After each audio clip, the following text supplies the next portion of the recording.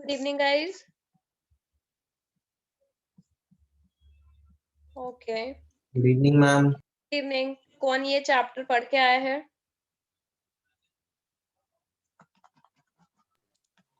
हमने पढ़ के Okay. चैप्टर है ना वाला हम्म। मैम जो बोलता है कि ऐसे घर से वो लेके आओ जो Yes. जहाँ पे किसी की डेथ नहीं। करेक्ट। वही चैप्टर है ये। ओके। तो आज हम मैं फटाफट इसकी समरी बता देती हूँ, क्वेश्चन आंसर डिस्कस कर लेते हैं। मेरा लैपटॉप थोड़ा प्रॉब्लम कर रहा है। तो तुम लोग ने प्रपोजल भी पढ़ा हुआ है? Yes ma'am. ओके। तो इसको खत्म करने के बाद अगर मैं लैपटॉप दिक्कत कोई नहीं करता है, जो कि बीच बीच में ये हैंग कर रहा है, तो वो वाला भी कंप्लीट कर लेंगे। मैं भेजती हूँ समरी, 5 मिनट का ब्रेक लेंगे।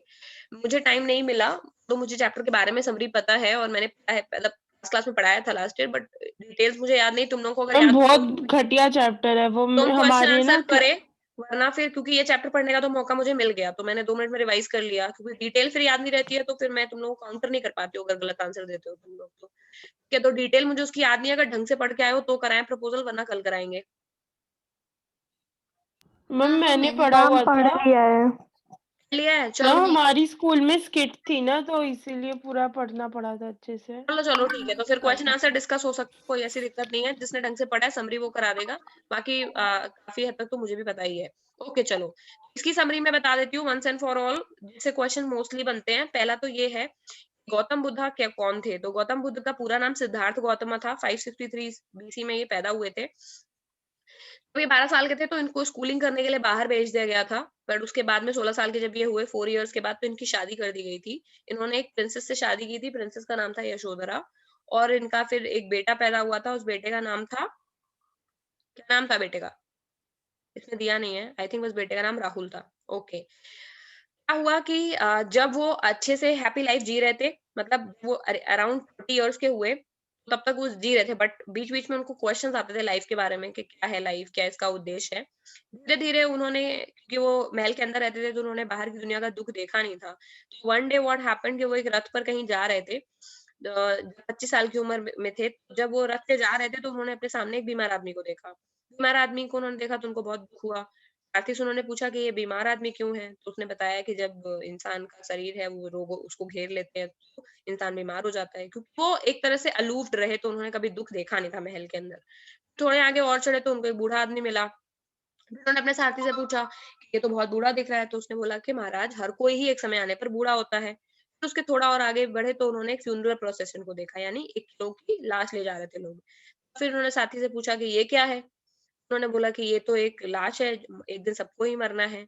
उनको एक तरह से पूरा ये लगा कि अल्टीमेटली सबको मरना ही है, तो ये वेस्ट है, तो मुझे सही ट्रुथ को खोजना पड़ेगा। फाइनली उन्होंने धीरे आगे जब वो चलने लगे तो उनको एक मॉन्क मिला जो कि भिक्षा मांग रहा था। तो इसको देख करके उनको ये लगा कि बहुत सारे ऐसे ज्ञानी लोग हैं जो भीख मांग करके भी अपना जीवन व्यतीत करते हैं। तो जब उनको लाइफ की उतनी कठिन सिचुएशंस को उन्होंने देखा, उनको ये रियलाइज हुआ कि मैं अब नॉर्मल अपना जो अच्छा वाला लाइफ है, कंफर्टेबल, उसको मैं त्यागूंगा। आई विल ऑल्सो, मतलब यही लाइफ की रियलिटी है। लाइफ हार्श है, everybody will get sick, everybody will be one day aged, and everybody will die one day, and there are poor people in life। जितने अमीर है उससे ज्यादा गरीब हैं, और यही जिंदगी की सच्चाई है। जब जिंदगी की सच्चाई उन्हें पता चली, उन्होंने ये डिसाइड करा कि उनके पास जो भी प्लेजर्स हैं वो फालतू हैं। ठीक है, वो बहुत कम लोगों को मिलते हैं, प्लस वो आपको लाइफ की रियलिटी के बारे में नहीं बताते। उन्होंने डिसाइड करा कि वो अपने पूरे वर्ल्डली प्लेजर्स को त्याग देंगे, और साथ में ही उन्होंने ये भी डिसाइड करा कि वो अपनी फैमिली को भी त्याग देंगे और एक मॉन्क बन जाएंगे। ठीक है, तो फिर वो यशोधरा अपने बेटे को छोड़ करके वो चले जाते हैं और नॉलेज को ढूंढने के लिए। फिर क्या होता है, 7 डेज तक वो इधर उधर घूमते रहते हैं। उसके बाद में कई साल बीत जाते हैं, इधर उधर कई साल बीत जाते हैं। अराउंड, वैसे तो उनका पूरा आई थिंक ईयर जो उन्होंने निकाला है वो 10-11 साल है, बट इन्होंने पता नहीं इसमें 7 इयर्स क्यों दिया है। उन्होंने 7 साल तक उधर उधर मैम घूमा। 11 इयर्स था। हाँ, बस इसमें इन्होंने 11 और 12 इयर्स मुझे याद आ रहा है, क्योंकि मैंने कहीं पढ़ी है ये स्टोरी, बट 7 इयर्स में इन्होंने दिया है। मिला करके वो कई सालों तक घूमते रहे विजडम और ट्रुथ की तलाश में। फाइनली वो एक बड़ी ट्री के नीचे जो है फिग ट्री, उसके नीचे वो मेडिटेशन के लिए बैठ गए, ठीक है, और वो मेडिटेट करने लगे।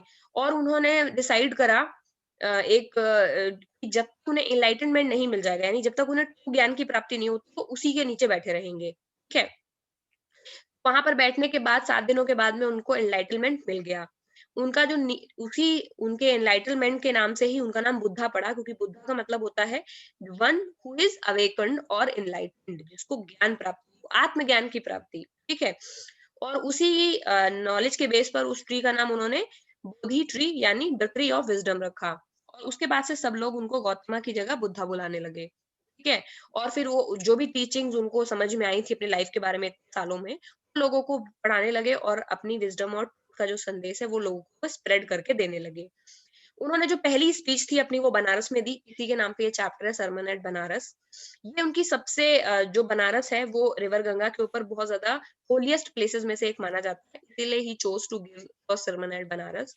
उनका जो पहला सरमन है वो रिफ्लेक्ट करता है उनकी विजडम के बारे में, लाइफ में जितनी भी सफरिंग होती है उसके लिए वो कितने मतलब कितने इजी थे।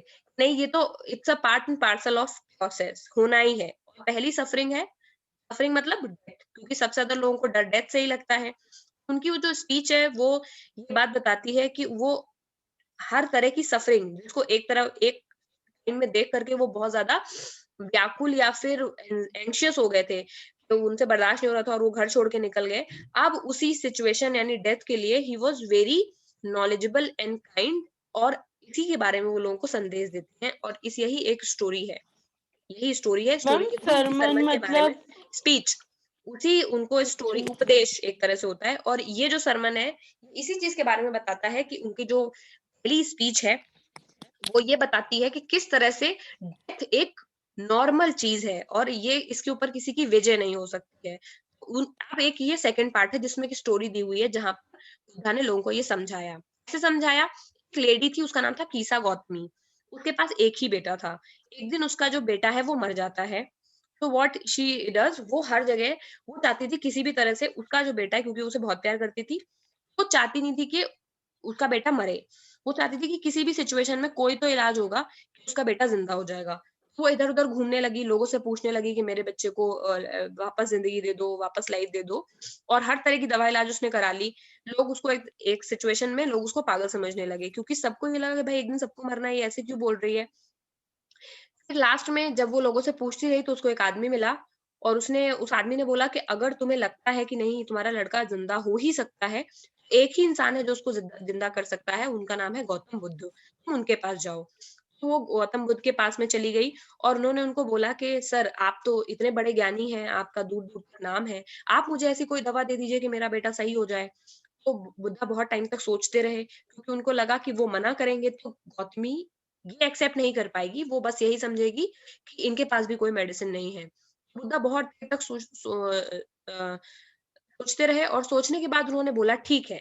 मैं पहले तो उन्होंने कोशिश करी, वैसे ही पूरी स्टोरी नहीं है, पहले बुद्धा कोशिश करते हैं उसको समझाने की, लेकिन गौतमी मानती नहीं है और बराबर रोती रहती है कि आप किस तरह के भगवान हैं, आपको तो पता ही होना चाहिए, आपको अगर इतना ज्ञान है तो आप लाइफ क्यों नहीं लाके दे सकते, ये वो। फिर बुद्धा बैठ जाते हैं और सोचने लगते हैं, काफी सोचने के बाद में बुद्धा बोलते हैं ठीक है, मैं तुम्हारे बेटे के अंदर जान डाल दूंगा। क्योंकि फिर बाद में गौतमी वो देने लगती है धमकी कि अगर आपने मेरे बेटे की जान नहीं बचाई तो मैं भी अपने जान मर मर मतलब इसमें उन्होंने लिखा नहीं है, बट वो ये कि अगर मेरा बेटा जिंदा नहीं हुआ तो आई विल ऑल्सो डाई। वो बोलते हैं ठीक है, मैं तुम्हारे बेटे को जिंदा कर दूंगा।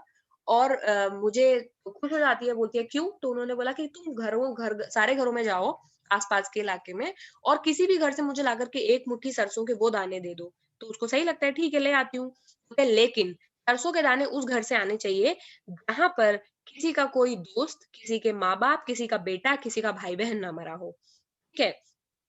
तो ये गीता गौतमी सुनती है, थोड़ा कंफ्यूज जाती है, लेकिन वो जाती है, उसको लगा कहीं कोई ना कोई तो मिल ही जाएगा। वो हर घर में सर्च करती है, बट कोई भी घर ऐसा नहीं होता है जहाँ पर कोई मरा ना हो। इवनिंग तक वो सब जगह पूछती रहती है, कई दिनों तक, और फिर वो रात होने तक बहुत दुखी होकर के, कई दिनों के बाद बहुत दुखी होकर के बैठ जाती है। उसको इतने ही सिचुएशन में जब वो बैठती है तो बैठ के उसको ये रियलाइज होता है, रात का समय था कि कितनी डार्कनेस है इस नाइट में। फिर वो ये सोचती है कि शायद इंसान का ये भाग्य ही होता है कि रात होती है, रात के बाद सुबह होती है, फिर रात होती है। तो उसको ऐसा लगता है कि जीवन में दुख सुख ये तो आते ही रहते हैं और डेथ जो है वो इनएविटेबल पार्ट है। अगर सभी के घरों में, हाँ, कोई भी घर मुझे अभी तक ऐसा नहीं मिला जिसमें कोई नहीं मरा है, तो मतलब डेथ तो कंट्रोल ही नहीं की जा सकती। इनएविटेबल का मतलब something that can not be controlled, होना ही है, जो नियति है जो। उसको समझ में आता है that no one can escape it. तो ये बात वो समझ जाती है कि बुद्धा ने ऐसा क्यों बोला कि मैं जिंदा कर दूंगा। तो वो वापस जाती है उनके पास में और वो बोलती है कि आपने जो मुझे समझाया मुझे समझ में आ गई, आप मुझे अपनी शरण में ले लीजिए और अपना आशीर्वाद दीजिए। बुद्धा ने फिर उसको स्पीच दी और उसको बताया कि हमारी जो लाइफ होती है, ये बुद्धा की स्पीच है। उन्होंने बोला जो हमारी लाइफ होती है, इस कहानी से हमें ये पता लगा कि हमारी लाइफ छोटी है, ब्रीफ है, मतलब शॉर्ट है, एक दिन सबको मरना है। एंड इट इज पेनफुल, और इसमें बहुत दर्द है। एवरीवन जो कि जिंदा होता है उसको मरना ही होता है। जिस तरह से कोई भी पॉटर को हिंदी में क्या बोलते हैं, ओके, जिस तरह से कोई भी पॉटर, कोई भी जो वेसल बनाता है वो परमानेंट नहीं होता है। कुम्हार जो भी मिट्टी के बर्तन बनाता है वो कभी ना कभी टूटते हैं। कोई भी चीज परमानेंट, उसके बर्तन कभी परमानेंट नहीं होते। उसी तरह हर एक इंसान को कभी ना कभी मरना पड़ता है। डेथ किसी को भी नहीं छोड़ती है। मैम पॉटर का है कुमार, हाँ हाँ बोल दिया कुम्हार। मैंने। और हर एक इंसान को, उसने बोला तुम अकेली नहीं हो, जिस भी किसी इंसान का अपना कोई जाता है सबको ही दर्द होता है, लेकिन केवल दुख करने से कभी भी आप डेथ को वापस नहीं ला सकते जिंदगी में। ये सच है। डेथ और सफरिंग ऐसी चीज है जिसको अवॉइड नहीं किया जा सकता। ना तो आप डेथ को अवॉइड कर पाएंगे, ना तो सफरिंग को अवॉइड कर पाएंगे। वाइज पीपल जो है, जिनको ये बात, वाइज पीपल कौन है, जिनको ये बात समझ आ गई है, जिनको ये बात अच्छे से समझ में आ गई है कि डेथ की सफरिंग अनअवॉइडेबल है, वही इस सफरिंग को अवॉइड कर सकते हैं। कॉन्ट्राडिक्टरी स्टेटमेंट है बट वो है। तो बुद्ध के अकॉर्डिंग जो लोग ये चीज अच्छे से समझते हैं कि डेथ और सफरिंग कभी अवॉइड नहीं की जा सकती, केवल वही लोग हैं जो किसी के मरने में ग्रीव को रोक सकते हैं, क्योंकि उनको समझ आ गया है कि ये कंट्रोल नहीं कर सकते, क्योंकि उनको ही सच पता है। तो तुमको दुख तभी कम होगा जब तुमको ये बात समझ आ जाएगी कि ये कंट्रोल में नहीं है तुम्हारे। ठीक है। वीपिंग कभी भी पीस ऑफ माइंड नहीं ला सकता, यानी रीजनिंग, समझ से ही पीस ऑफ माइंड आ सकता है। रोने से कभी पीस माइंड में कभी भी शांति नहीं आएगी। On the other hand, a person pain becomes greater by grieving. और एक्चुअली में अगर आप बिना रीजनिंग के, बिना इस बात को समझे दुखी होते रहेंगे, जितना आप दुखी होंगे आपकी पेन बढ़ती जाएगी। समझ गए? तो बुद्धा ने कितना अच्छा संदेश दिया, उपदेश दिया कि आपकी सफरिंग तभी कम हो सकती है जब आप ये समझ जाएं कि सफरिंग को कम करने का कोई तरीका नहीं। अगर आप ये नहीं समझेंगे तो जितना आप सफरिंग करेंगे उससे ज्यादा आपकी दुख डे बाय डे बढ़ती जाएगी।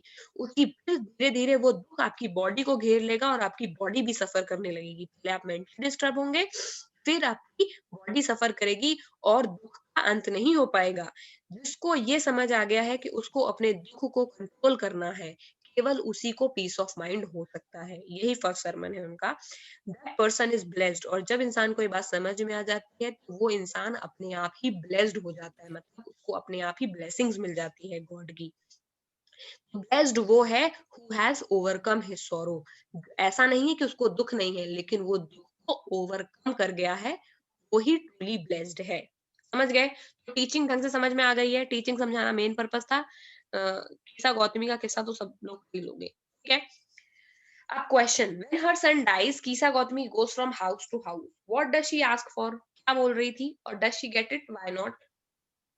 मैम वो मस्टर्ड सीड्स मांग रही थी बट वो उसे मिलती नहीं है क्योंकि ऐसा कोई भी घर नहीं होता जिसमें कोई डेथ नहीं होती। हर घर में उसको मस्टर्ड सीड्स मिलता था, लेकिन किसी का वो डेथ वाला वो पूरा नहीं कर पाते थे। ये पहला मैम क्वेश्चन वो नहीं बुद्धा था वाले में नहीं पूछा उन्होंने। पहला क्वेश्चन उन्होंने फर्स्ट पार्ट मैम, से ये पूछा वो है, वाला मैम, जब हाँ वो बुद्धा मैम, से ये वो मिलने से वाला था पहले, कि वो मेडिसिन्स, जब वो मैम कि बुद्धा वो से पहले, मेडिसिन्स पूछती है। यस, मैम जब वो वही बुद्धा, ना।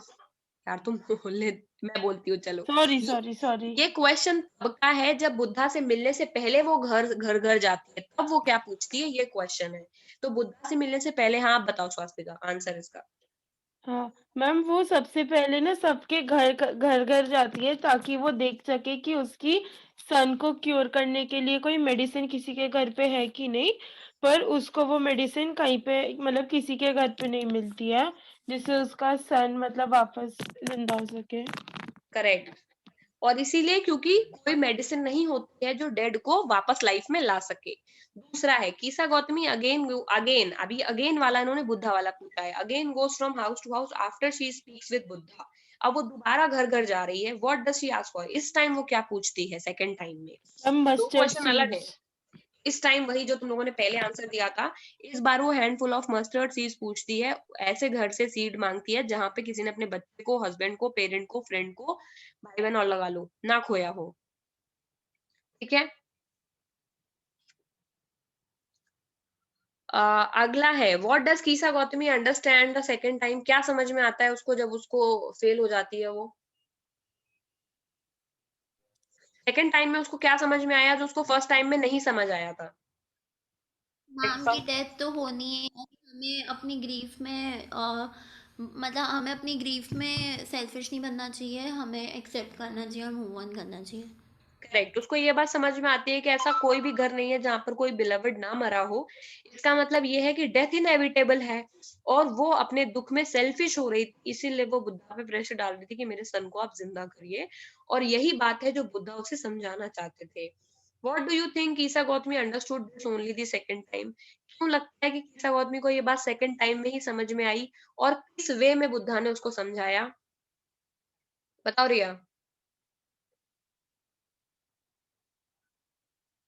मैम उन्होंने उसे कहा कि मतलब ऐसे घर में से मस्टर्ड सीड्स लानी है जिस घर में कोई भी डेथ नहीं हुई हो।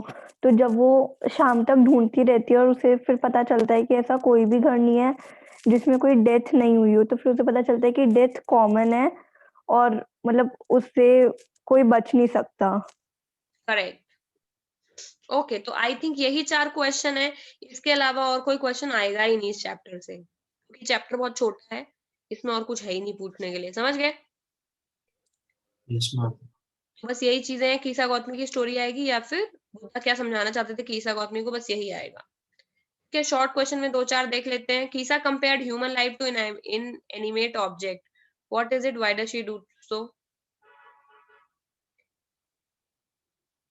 अरे ये फालतू क्वेश्चन है। Second question, which three people are referred as wise? Buddha किनको वाइज बोल रहे हैं?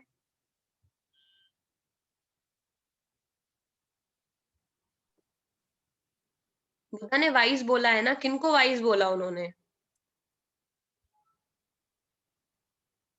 मैम जिन्हें पता चल जाता है कि death. Correct. The people who know that death is inevitable and who do not grieve, knowing that the death is inevitable, they are the wise people and are also blessed. और उन्हीं को piece of mind मिलता है। एक sad क्यों थी हो गया? Why was Gautam known as Buddha? Gautam को बुद्धा क्यों बोलने लगे? Because he had enlightened knowledge. Correct, कि वो पीपल ट्री के नीचे बैठे जब तक उनको एनलाइटनमेंट नहीं मिला। 7 डेज के बाद में उनको एनलाइटनमेंट मिला और वो अपनी टीचिंग सबको समझाने लगे। और जब उनको एनलाइटनमेंट मिल गया यानी वो अवेकन्ड हो गए, तब लोग उनको बुद्धा बोलने लगे। Enlightenment to seek piece.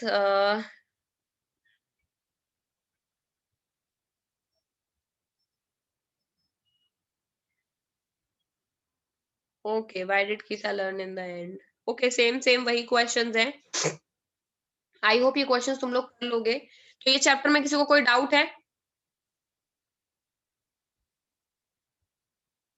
No ma'am. Okay fine.